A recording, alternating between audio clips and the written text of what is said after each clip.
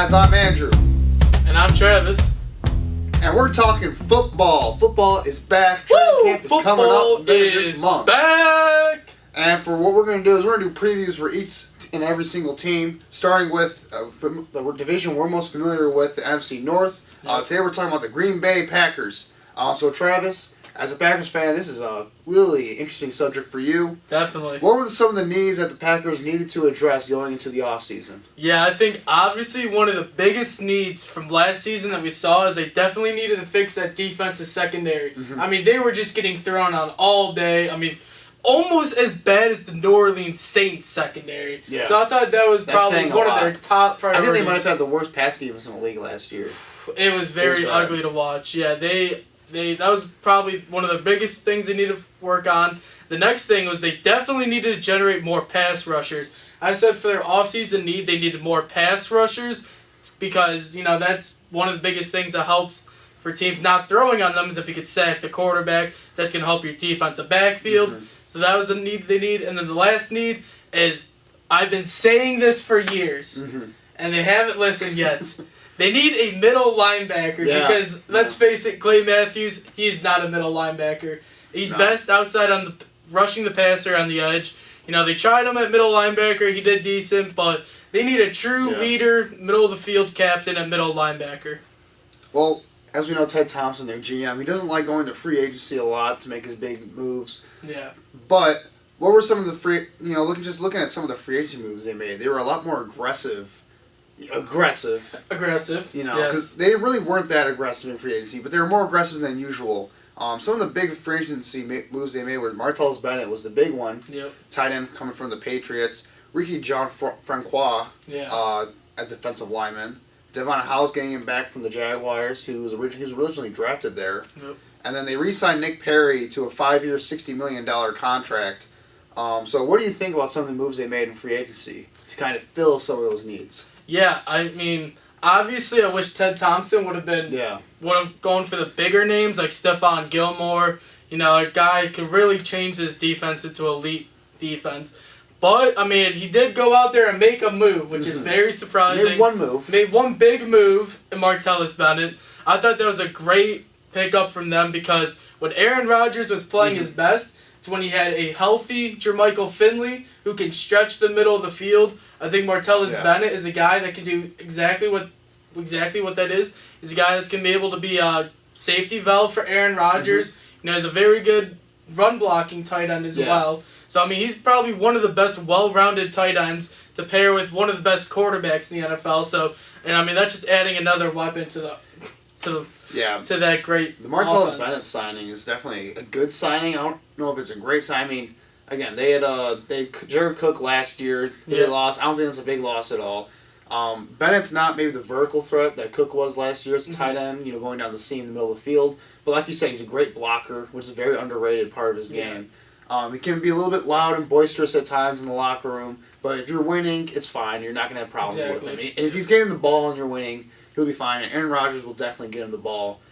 He's a beast. I remember when he was in Chicago, he was a beast for us, even though he was a bit of a locker room knucklehead. But if they're winning and he's getting the ball, he's going to be a great pickup for them. The way I see it, Ricky Francois, it's an under the radar signing. It doesn't make any difference really. It's more of a depth signing for me. I disagree. I think that was a very under the radar signing. He plays defensive tackle, which is a position the Packers needed, and I think he's a very underrated player. Ever since we lost B.J. Raji to early retirement, we really haven't had a guy. We have Kenny Clark, who was more not really like a nose tackle. He was just very athletic. He's not going to stop the run as much. So I thought picking up a veteran, experienced player like that was a good signing. They didn't overpay him or anything like that. Well, it definitely helps. Getting more defensive lineman depth. Yeah. It's all on both sides of the ball. Getting depth is a good for any NFL team. The big one I want to talk about though is Nick Perry. What do you think about that contract? Because 5 years, $60 million is a big contract.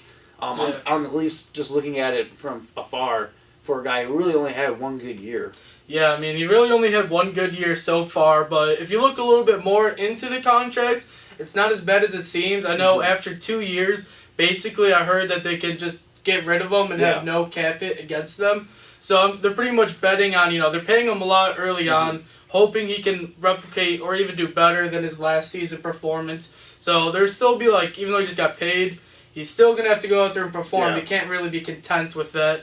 But I thought it's really important to keep him on the team because we already have such limited pass rushers. Yeah. We couldn't really let him go. Yeah, you guys lost Julius Peppers too. And we lost Peppers. Yeah, that was a big departure.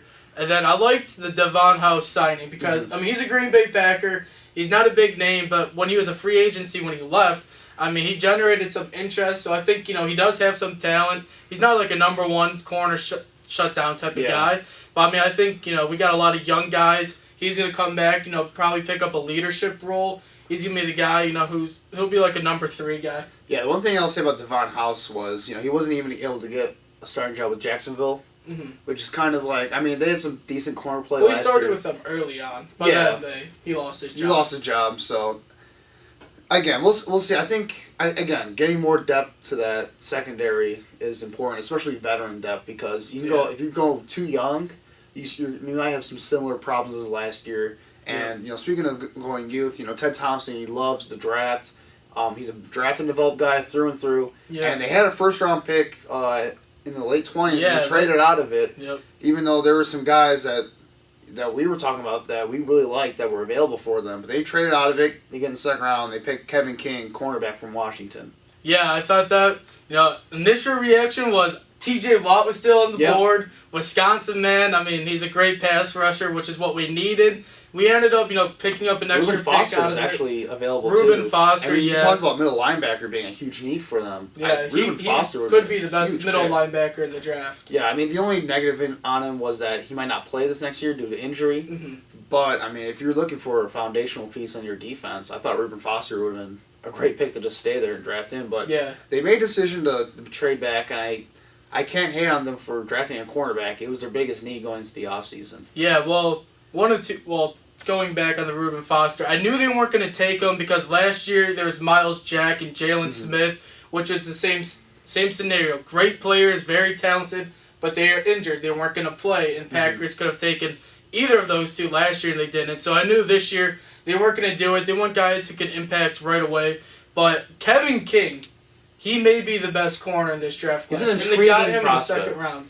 Yeah, I mean, he's 6'3", he's got the length, he's very tall, he's got great speed for his size. I think he had the best 20-yard shuttle drill, best 3-yard cone drill among all prospects. So he really moved up the draft boards after that. He did a great job at the combine. But, I mean, he likes to play man, he likes to be in your face. I mean, if he can live up to his potential, I think he can be the guy in the Green Bay secondary who could step up and he can be that number 1 guy. I mean, it may be too early, but he has drawn comparisons to Richard Sherman with his body length and type. Yeah, I can see that comparison. For me, he would have been the perfect pick for them a few years ago with all the big receivers in the NFC North. Calvin Johnson, Alshon Jeffrey, Brandon Marshall. He has the perfect build to cover those type of guys. Yep. This is a great defensive back class coming out of the draft. Oh, amazing. So, I mean, to get a guy in the second round who's probably a mid-first round talent in many other drafts, I mean, and to get picks back from them, that was a semi-good move. Again, if I was drafting, I probably would have stayed there and picked Reuben Foster or T.J. Watt because those were 2 needs for them. But their biggest need was cornerback, so they got a really good cornerback for the future. Yeah. In the second round, they got Josh Jones, a safety out of NC State. What do you like about Jones? Yeah, what I love about Jones is his versatility. NC State, they lined him all over the field on defense. And I think, I'm kind of comparing him. He'll be a role in the Packers like Deion Buchanan for the Cardinals, where he's a guy, he's a safety, so he'll be very good in coverage, but he's not afraid to go in the box and tackle these big running backs. He's a very good tackler. He's got great speed. He's like 220 pounds, so, I mean, he's a little bit, he'll bulk up more once he gets to the NFL, but I think he can be a very guy that can put him all around the field and be a big difference maker for the Packers. Yeah, I mean, their defensive coordinator, Don Capers, he loves the blitz, loves to be aggressive. He loves to do crazy things. Loves to do a lot of crazy things. That psycho package they had a few years ago. Yeah. So I think getting a guy like Josh Jones with his versatility can definitely help them do a lot of those different things. We'll see what he can do at the next level. Again, this is a very deep defensive back class. He would have been a higher pick in a lot of other years. So to get him later in the second round, getting 2 defensive backs in the second round was a good pick for them. What other draft picks did you like for the Green Bay Packers in this draft? Yeah, I mean, they picked up a few running backs later in the rounds that I thought was really good. You know, we don't really have a number one running back where you can have Ty Montgomery going in his first year. They ended up getting a defensive tackle in the third round. Mm-hmm. I thought that was pretty big. You know, you can never, like we were talking about, you can never have too much depth at the defensive line. So I thought that was a good signing. And, I mean, overall, I thought for their entire draft, they did a pretty good job getting positions they need. Yeah, I thought it was a solid draft for value and filling out needs. No one that really stands out as like a star player that they got, but again, they're drafting late in the first round. Yep. They traded back and they got some depth, I think. But I don't think there's really anyone that'll make a huge difference, at least right away. Kevin King could make a huge difference right away. I'd say if there's one guy, I think Kevin King could be an impact player from day one. Well, as we transition into training camp, with training camp coming in later this month, what are some of the things you're looking for the Green Bay Packers? Because every single team's got 90-man rosters, lots of competition at every position, lots of guys fighting for jobs. What are some of the things you're looking for the Green Bay Packers in training camp? I think one of the most exciting things to watch for the Packers will be the competition at running back, where you'll have Ty Montgomery having a full offseason reps at the running back position. You know, I think he's going to be more used to like pass blocking for Aaron Rodgers in the backfield. He'll be more comfortable getting the ball, running, you know, being in the running back position. And I think he's going to definitely be a gadget player for the Packers. I also think, you know, last year he showed really good glimpses of being a very good running back. So that's definitely going to be interesting to watch. Yeah, I like Ty Montgomery. Again, they drafted a bunch of running backs too later in the round. So what I'm guessing is, you know, it remains to be seen whether Ty Montgomery can handle the entire load of an entire 16-game season as a workhorse type of running back. So I see them doing is kind of trying to do a running back by committee approach, because Aaron Rodgers is the driving force of this offense. They're not going to need to necessarily run the ball 20, 25, 30 times a game in order to have a successful offense. So, again, I mean, we'll see what they do there. Again, I like Ty Montgomery's talent. They can do a lot of things with them. They have a lot of weapons now on offense. You know, we mentioned Bennett earlier in the video, bringing him in. All the wide receivers they have there. So they can do a lot of things. I don't know if they're going to necessarily make Ty Montgomery the feature back. He's not going to be the number one back, but... Yeah. I don't think he'll be the feature back, but I think he definitely needs to have a bigger role in the offense because Aaron Rodgers needs a run game. Without a run game, you know, it's very predictable that the Packers are going to throw. So Ty Montgomery definitely needs to be able to step up to take the pressure off Aaron Rodgers, which will open up more play action, more shots down the field, which is why I think Ty Montgomery needs to step up. Yeah, another thing to look forward to for training camp, at least for me, is how will their offensive line be worked out. Because they lost a lot of key pieces to that offensive line. You know, Josh Sitton was cut last year at the end of training camp going into the regular season. They lost T.J. Lang to the Detroit Lions, and as well as their backup center, I think, what's his name? J.C. Treader? They lost J.C. Treader. So they lost some important guys on their offensive line. What do you think is going to happen there in training camp with that offensive line? Yeah, well, I know we lost a lot of Pro Bowl talent up front, and a lot of question marks are they going to be able to protect for Aaron Rodgers? And honestly, I think it's being overblown a little bit. We have a lot of good young guys who are waiting to step up into a new role. Guys like Jason Spriggs, I think we drafted not last year, but the year before. No, it was last. 2016 in the second round. He was a great offensive lineman. I think, you know, I'm excited to see what he could do if he could step up and really take over the position. You also got guys like Lane Taylor and Don Barkley, guys that can move all over the offensive line, and they're experienced. So I think, you know, the guys that kind of been around together for a while, even though they haven't all started together, I think, you know, with training camp, a whole offseason of work together, I think they'll be okay. Yeah, I will say the offensive line is really the most underrated position group of the NFL, I think, in my opinion. I think offensive line, obviously quarterback is the position you first look for a successful team, but offensive line is a close second because you need someone to protect that quarterback. I think anytime we lose offensive linemen, it's a huge loss for our team. Not just because of the talent, because you can find talented players at that position, but the chemistry is a huge part of it. These guys are, you know, used to trusting each other and working together for 16-game seasons, you know, year after year after year after year, and to lose some of those guys, it will hurt them, I think, at the beginning of the year. And let's remember, the Packers were the best pass-blocking team last year in the entire NFL. So to lose a guy like T.J. Lang, who's been one of the best guards in the league, it's a big-time loss for them. And Jason Spriggs can step in, or if they move Balaga over to guard, you know, they can man down to position, do pretty well there.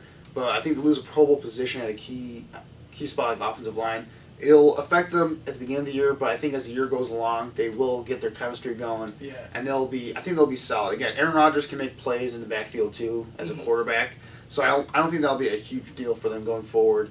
But it is something to look out for as the season goes along.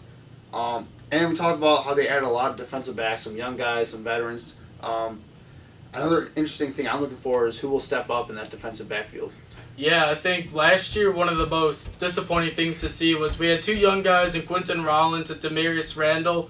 I think in their second year they really battled a lot of injuries, and that's kind of like what slowed down their progression. So in year 3, I'm really looking to see Demarius Randall step up again. He had a fantastic rookie year, then he kind of disappeared in his second year. So it's time for him to really try to be the leader in that defensive backfield. He's young, he's a great cover guy. You know, it reminds me kind of a lot like Casey Hayward when he had 8 interceptions last year, and he did it for the Packers. So I think he can really be a big playmaker. You know, he got a safety like Clinton Dix, who's just going to roam all the way back there. He can make tackles. Yep. Morgan Burnett, too, is another underrated safety. Yeah, he's very underrated, too. Yeah, he's more of an inbox type safety, and Clinton Dix is their center field guy. Yeah. But, I'm just expecting them to, they got to hold their own, basically. The offense is clicking. They're a Super Bowl type team. It's Super Bowl or bust for them. That defense has been holding them back for a while now. It's time for them to pick it up.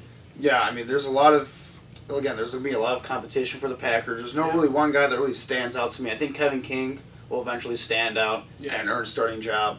But other than that, a lot of things could happen for those cornerbacks. They have some good depth in the defensive line. They have some pretty good linebackers. The limited linebackers have a little bit of issues. Yeah. And they need a little bit more pass rushers, but I think the defense can work themselves out to be fine.